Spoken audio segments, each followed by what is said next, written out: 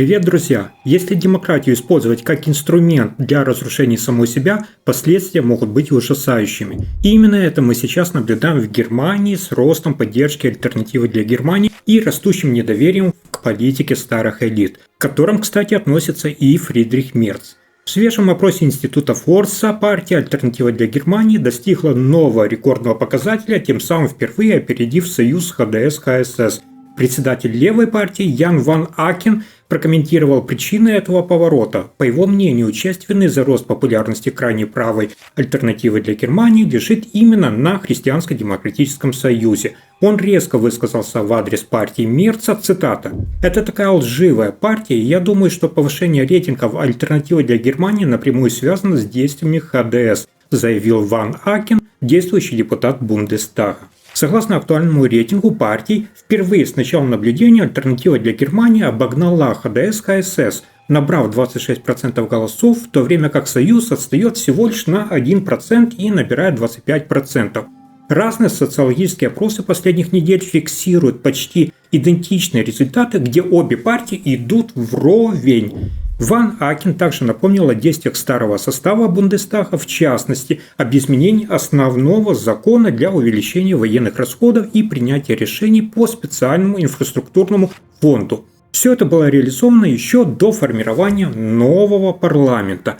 Цитата: «Они принимают решения о расходовании сотен миллиардов, опираясь на старое большинство. И многие люди, отдавшие свои голоса на выборах, теперь задаются вопросом: зачем я вообще голосовал, если вы все равно действуете через старый состав Бундестага?» С возмущением отметил политик. Он также подчеркнул, что лидер ХДС Фридрих Мерц буквально на следующий день после выборов озвучил совсем иные позиции, чем те, с которыми шел на избирательную кампанию. Цитата: «Это вызывает глубокое недоверие», добавил он.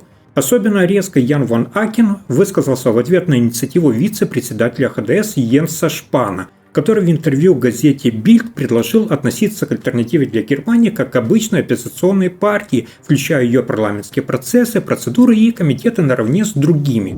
Лидер левых ответил категорически, цитата: «С ними нельзя работать вместе». Он подчеркнул, что альтернатива для Германии не просто угрожает демократии, она ее целенаправленно разъедает изнутри, пользуясь механизмами самой же демократической системы.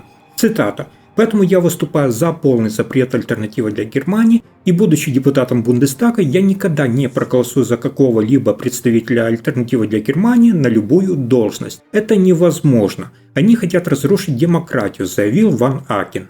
Предложение Шпана вызвало волну критики не только со стороны левых, но и от социал-демократической партии Германии, а также зеленых и ряда других представителей самой ХДС. Так, генеральный секретарь СДПГ Мартин Мирш отверг идею о нормализации отношений с АДГ.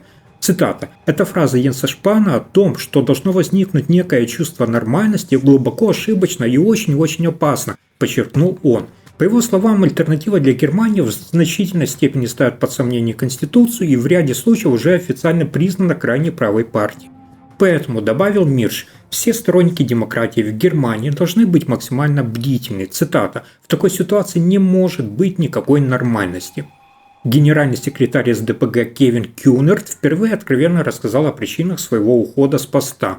Для широкой общественности и даже для многих однопартийцев неожиданная отставка Кевина Кюнерта стала настоящим шоком. В момент своего ухода он не стал раскрывать конкретные причины, и вот теперь, спустя время, бывший генеральный секретарь СДПГ приоткрыл завесу и объясняет, что именно подтолкнуло его к такому решению. В своем первом публичном заявлении после выхода из активной политики Кюнерт рассказал, что одной из причин стали личные угрозы и даже физические нападения. Он отметил, что сталкивался с агрессией со стороны сторонников теории заговора, включая ковид-диссидентов. Цитата: «Моя красная линия – это когда в воздухе витает насилие. Я ведь всего лишь 1 метр 70 сантиметров ростом. Даже в отпуске он перестал чувствовать себя в безопасности. Все чаще он выбирал уединенные уголки в горах, чтобы хоть ненадолго укрыться от внешнего давления».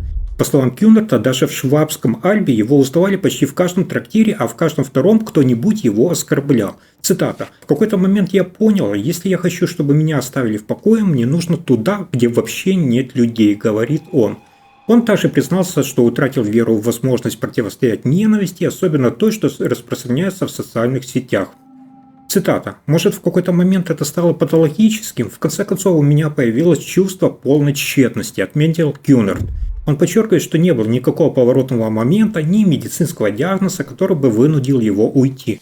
Все свелось к неясному, тревожному ощущению отсутствия безопасности. Кюнерт с обеспокоенностью отметил и безразличие общества. Цитата. «Я ушел из политики, потому что у меня все больше сомнений по поводу способности общества защитить себя». Он привел пример, как в вагоне трамвая трое мужчин обсуждали, как бы его избить, а весь переполненный салон молчал. Также он впервые публично сообщил, что уже несколько лет состоит в отношениях с представителями Свободно-демократической партии. Эта связь, по его словам, помогла ему глубже осознать важность уважения к политическим оппонентам. Цитата. «Нужно всегда помнить, что у политического противника может быть своя правда». Кюнерт не исключает возвращение в политику.